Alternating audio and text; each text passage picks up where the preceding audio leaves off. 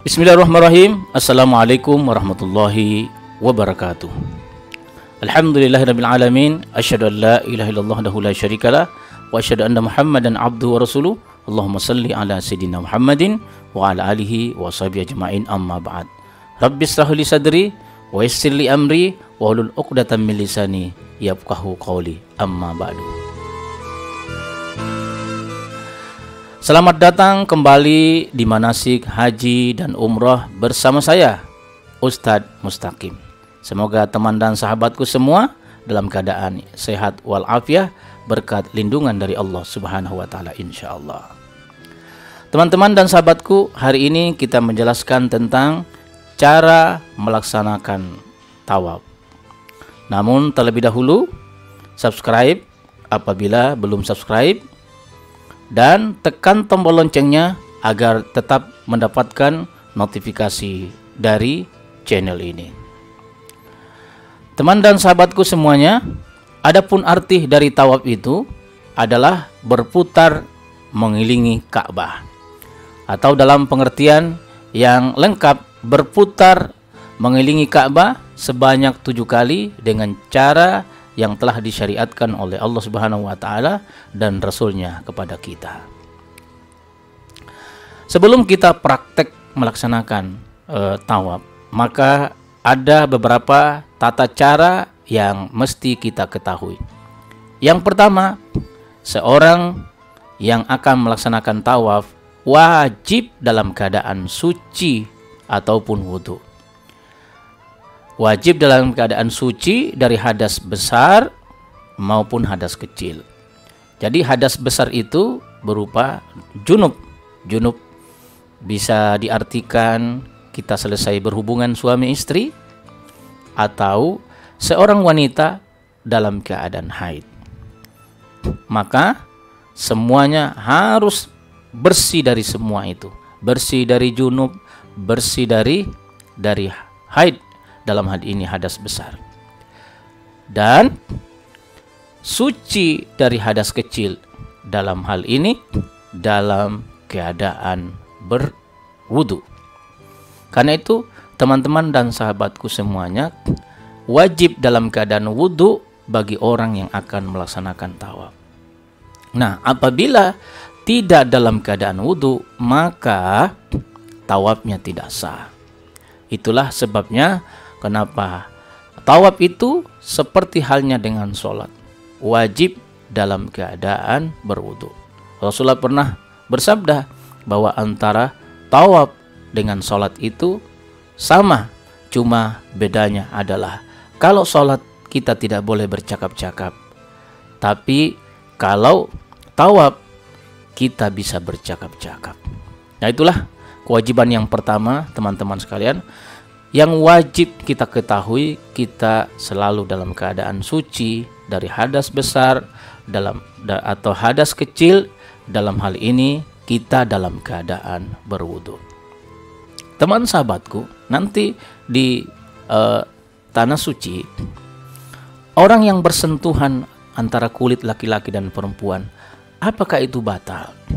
Teman dan sahabatku, kalau fikih kita di Indonesia dengan umumnya memakai fikih Imam Syafi'i, maka seorang laki-laki dan perempuan yang sudah berwudu lalu bersentuhan antara kulit laki-laki dan perempuan, apakah orang lain atau suami istri, maka itu dikategorikan batal wudunya. Tapi teman-teman sekalian, pada saat kita di tanah suci, kita memakai mazhab Imam Hambal. Kalau seorang laki-laki dan perempuan bersentuhan kulit, baik orang lain maupun suami istri, itu tidak membatalkan. Karena kalau setiap tawaf, teman-teman dan sahabatku, ya, setiap tawaf, lalu setiap itu pula batal wudhu kita karena bersentuhan laki-laki dan perempuan, maka kapan selesai tawafnya? Nggak bakal selesai. Tawaf bersentuhan, wudhu lagi, tawaf bersentuhan, wudhu lagi, tawaf bersentuhan, wudhu lagi. Maka tentu, ya, sampai kapan tawafnya akan selesai? Nah, ada yang bertanya, bagaimana Ustadz? Ketika saya di putaran yang ketiga, tiba-tiba wudhu saya batal, saya buang angin. Nah, ketika buang angin ya maka tentu batal wudhu kita. Nah, karena itu ketika di putaran yang ketiga wudhu kita batal, maka kita berhenti di putaran yang ketiga. Kemudian kita berwudhu. Selesai wudhu, lanjutkan tawafnya di putaran yang ketiga yang tadi terputus. Tidak perlu mengulang dari putaran yang pertama. Lain dengan sholat. Kalau sholat begitu kita batal harus mulai dari awal. Nah, tapi kalau tawaf mulai dari yang dimana kita tadi tertunda. Lanjutkan putaran ketiga, keempat, kelima, keenam, dan ketujuh. Selesai tawafnya. Ya, begitulah teman-teman sekalian tata cara tawaf kita. Yang pertama, wajib dalam keadaan suci atau berwudu. Yang kedua, kita berpakaian ihram. Berpakaian ihram itu saat tawaf umroh, ya. Karena nanti ada tawaf yang tidak berpakaian ihram, seperti tawaf sunnah tidak berpakaian ihram, tawaf wada tidak memakai pakaian ihram, tawaf ifadah tidak memakai pakaian ihram. Tawaf ifadah itu adalah tawaf haji. Maka ketika kita tawaf umrah, maka kita wajib memakai pakaian ihram. Dan pakai ihramnya lihat pada gambarnya, ya. Pundak kirinya tertutup dan pundak kanannya dibuka lebar-lebar. Yang ketiga, kita memulai dari Hajar Aswad dan beristilam. Lihat Hajar Aswadnya, kita selalu memulai dari sini, ya. Kemudian beristilam, melambaikan tangan ke Hajar Aswad dan mencium tangan kita. Itulah yang dimaksudkan dengan beristilam. Kemudian yang keempat, Ka'bah selalu berada di sebelah kiri. Yang kelima, 7 kali putaran. Jadi wajib 7 kali putaran. Maksudnya 7 kali putaran, bukan 6 kali putaran, bukan 8 kali putaran. Harus 7. Ya, jadi wajib 7. Sama dengan rakaat sholat, nggak boleh dikurang, nggak boleh ditambah. Kalau dikurang, tidak sah. Kalau ditambah, tidak sah. Terkecuali karena hal-hal tertentu kita lupa. Maka ketika 4 rakaat sholat, lalu kita ragu ini 4 apa 3, maka yakinkan 3 ditambah 1 sehingga kita menjadi yakin sahnya dari sholat kita. Begitu pula ketika kita tawaf, teman-teman sekalian. Pada saat kita tawaf, hitungan kita itu kita sampai kita lupa. Ini 6 kali apa 7? Ini 7 apa 6 kali? Maka kita katakan 6, baru tambah 1, sempurnakan tawafnya. Itu kalau dalam keadaan tertentu. Karena itu hitunglah 7 kali putaran dengan tepat dan pas. Bagaimana caranya? Silahkan menurut teknis kita masing-masing. Di sana itu ada yang memakai gelang karet, ya. Ada yang memakai hitungan-hitungan lain, tasbih dan sebagainya, ya. Silahkan. Kemudian yang keenam, tidak diselingi oleh niat dan amalan yang lain. Pada saat kita tawaf, dilarang kita mengerjakan hal-hal yang lain. Dilarang kita megang-megang dinding Ka'bah, ya, atau pergi mencium Hajar Aswad, ya. Karena itu niat dan amalan yang lain. Nah, selama kita tawaf, maka harus fokus pada tawafnya. Jadi fokus. Sebagaimana niat kita awal kita ingin tawaf, maka amalan kita pun juga tetap fokus pada tawafnya. Yang ketujuh, tidak melewati Hijr Ismail. Karena Hijr Ismail itu adalah bagian dalam Ka'bah. Ya, lihat gambarnya teman-teman sekalian, inilah Hijr Ismail ini. Kita nggak boleh lewat tawaf tawaf lewat sini nih. Nggak boleh memotong, ya. Nggak boleh jalan kompas. Kita harus lewat luar. Makanya tawaf itu nggak bisa dalam Ka'bah. Tawaf itu harus berada di luar Ka'bah. Kemudian ke-8, mengusap di rukun yamani bila memungkinkan.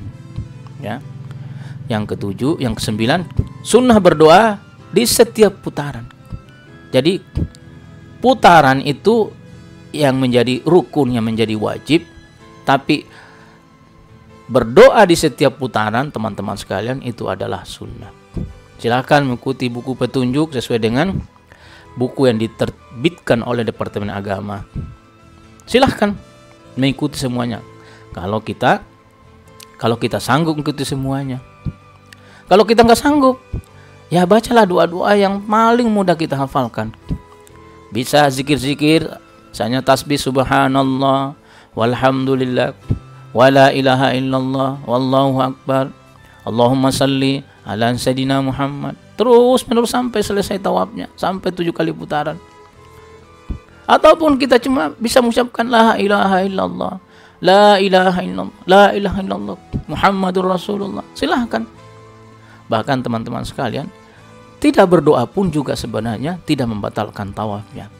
Karena yang mutlak itu yang dihitung itu adalah tawafnya 7 kali putaran. Jadi putarannya yang harus yang menjadi wajib. Nah, ketika kita berdoa itu menjadi afdaliyahnya, keutamanya dari tawaf kita. Nah, semakin kita banyak doa ketika pada saat tawaf itu semakin baik. Kenapa? Karena disitulah waktu-waktu yang sangat istimewa buat kita dalam rangka kita untuk berdoa kepada Allah Subhanahu wa taala. Jadi tawaf ya sunnahnya berdoa dan lakukan doa-doa kita dengan doa yang terbaik pada saat kita sedang melaksanakan tawaf.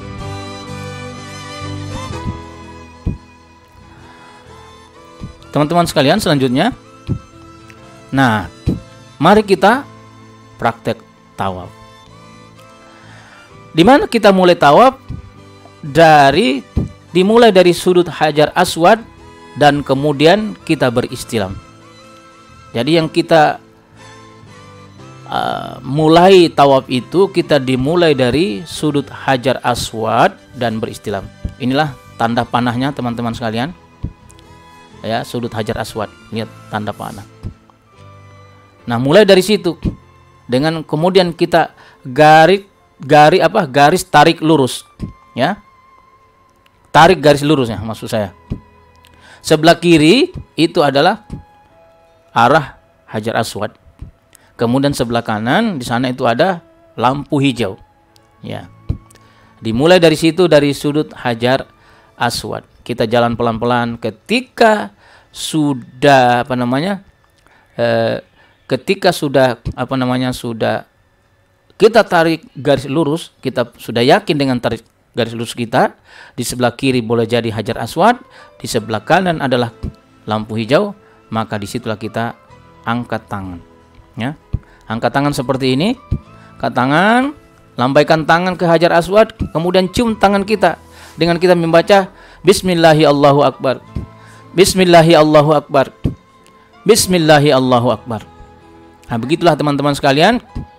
Setelah itu kita memulai tawaf dengan kita membaca Subhanallah walhamdulillah wala ilaha illallah wallahu akbar wala haula wala quwata illa billahil aliyil azim wassalatu wassalamu ala rasulillah sallallahu alaihi wasallam.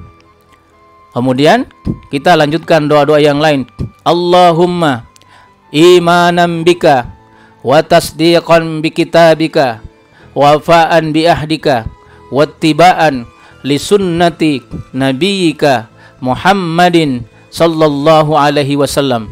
Allahumma inni as'alukal afwa wal afiyah wal mu'afata ad-daimah fid dini wad dunya wal akhirah wal fauza bil jannati wan najata minan nar. Inilah sekitar doa-doa yang kita pada setiap kita tawaf kita berdoa. Doanya boleh ini saja sampai 7 kali putaran, atau boleh diganti satu putaran lain doanya, satu putaran kedua lain lagi doanya, putaran ketiga lain lagi doanya, sampai putaran yang ke-7. Nah, teman-teman dan sahabatku semuanya, ketika kita sampai di rukun Yamani, ya, di sini para ulama menjelaskan, tiba di rukun Yamani, lihat tanda panahnya, ada doa khusus yang kita baca, ya, setiap di rukun Yamani.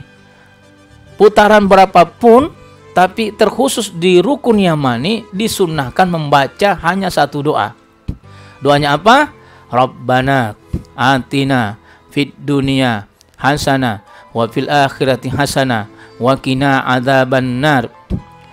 Kemudian ditambah wa adkhilnal jannata ma'al abrar ya aziz ya ghaffar ya rabbal alamin. Nah, kemudian setelah kita berada di sudut ini lagi teman-teman sekalian, kita sekarang berada lagi di sudut Hajar Aswad. Kemudian kita beristilam lagi. Bismillahi Allahu Akbar. Bismillahi Allahu Akbar. Bismillahi Allahu Akbar. Lambaikan tangannya ke Hajar Aswad, kemudian cium tangannya. Kemudian kita berputar lagi teman-teman kalian, ya. Berputar lagi untuk putaran yang kedua. Baca lagi subhanallah walhamdulillah wala ilaha illallah wallahu akbar wala haula wala quwata illa billahil alil azim. Boleh kita baca buku kita, atau kita mengikuti suara mutawif, atau kita membaca doa-doa yang kita hafalkan. Terserah, berpulang kepada kemampuan kita masing-masing. Ya. Putaran yang pertama seperti itu, putaran yang kedua seperti itu, putaran ketiga seperti itu. Silahkan bebas saja doanya sampai selesai 7 kali putaran. Nah, saya sarankan teman-teman sekalian, kalau ingin membaca doa-doa yang ringkas pada setiap putaran, itu ada doa putaran pertama subhanallah alhamdulillah wala ilallah allahu akbar wala haula quwata illa billahil aliyil azim. Ada putaran yang kedua, Rabbana zalamna anfusana wa illam taghfir lana wa tarhamna lakunanna minal khasirin. Putaran yang ketiga, Rabbi auzi'ni an ashkura nikmataka allati an'amta alayya wa ala walidayya wa a'malu shalihan tardahu wa adkhilni bi rahmatika fi ibadikas sholihin. Ini boleh saja doa-doa ini yang kita pakai. Doa-doa yang ringkas ini kita pakai. Agar apa? Setiap putaran itu kita nggak jadi jenuh, ya. Supaya ada variasi, kita banyak kita baca-baca doa-doa yang lain. Nah, ini doa-doa ringkas yang saya ambil dari rabbanitur.com, ya. Nah, kalau mau ketemu doa-doa tadi, ini saya tulis dalam buku saya, namanya buku Rindu Baitullah. Silakan menghubungi saya di WA saya teman-teman sekalian kalau ada yang membutuhkan buku ini. Nah, di dalamnya buku ini menyangkut banyak hal, ya, tentang keutamaan Mekah dan Madinah, kemudian perjalanan ziarah, kemudian tentang manasik. Silahkan baca di buku ini, lengkap insya Allah. Nah, teman-teman sekalian, ketika kita sudah selesai tawaf, maka berdirilah kita di depan pintu Ka'bah atau di multazam, ya, atau tarik garis lurus dari sana. Kita berdiri depan Ka'bah, lalu kita berdoa. Selesai tawaf, kita berdoa, baru kita sholat di depan makam Ibrahim. Sholat sunnah 2 rakaat seperti ini, ya. Ini diantara sunnah-sunnah tawaf. Ini disebut dengan sholat sunnah tawaf karena dilaksanakannya 2 rakaat setelah kita melaksanakan tawaf di Baitullah.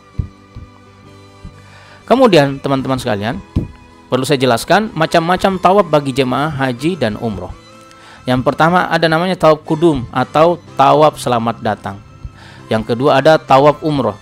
Nah, di sini perlu saya jelaskan, untuk bagi yang melaksanakan umroh, dia tidak melakukan lagi tawaf kudum karena umrahnya sudah menyangkut, tawaf umrahnya sudah menyangkut tawaf kudumnya. Yang ketiga ada disebut dengan tawaf sunnah. Tawaf sunnah itu adalah tawaf di setiap waktu yang kita inginkan, tanpa ada niat ihramnya, tanpa ada pakaian ihramnya, tanpa ada sa'inya, tanpa ada tahallulnya. Tawaf dengan pakaian yang biasa. Tawaf sunnah sewaktu-waktu bisa dilaksanakan. Dalam kitab fikih dikatakan ini pengganti tahiyatul masjid. Tata caranya sama dengan tawaf umroh, ya. Karena tawaf itu tata caranya sama semua, baik tawaf kudum, tawaf umroh, tawaf sunnah, tawaf ifadah dan tawaf wada. Tata caranya sama, gak ada bedanya. Dimulai dari Hajar Aswad dan beristilam, kemudian berputar 7 kali, berakhir di Hajar Aswad. Yang keempat ada namanya tawaf wada, tawaf ifadah. Tawaf ifadah itu adalah tawaf rangkaian haji atau tawaf rukun haji. Makanya tawaf ifadah ini disebut dengan tawaf haji setelah mulainya tanggal 10 Zulhijjah. Ya. Tanggal 10 Zulhijjah habis melontar sudah bisa tawaf ifadah sampai sebelum selesainya bulan Zulhijjah. Yang kelima, tawaf wada ataupun tawaf perpisahan terhadap Ka'bah al-Musyarrafah. Demikian teman-teman sekalian, kunjungi di Facebook saya Mustaqim Edukasi atau di YouTube Mustaqim Official.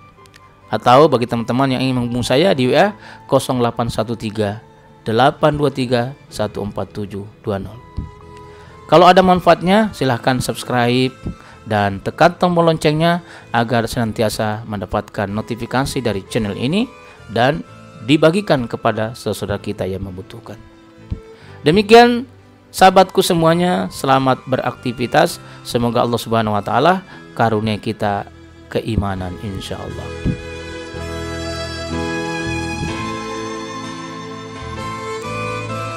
Demikian sahabat-sahabatku, semoga Allah Subhanahu wa taala berkahi kita semuanya. Assalamualaikum warahmatullahi wabarakatuh.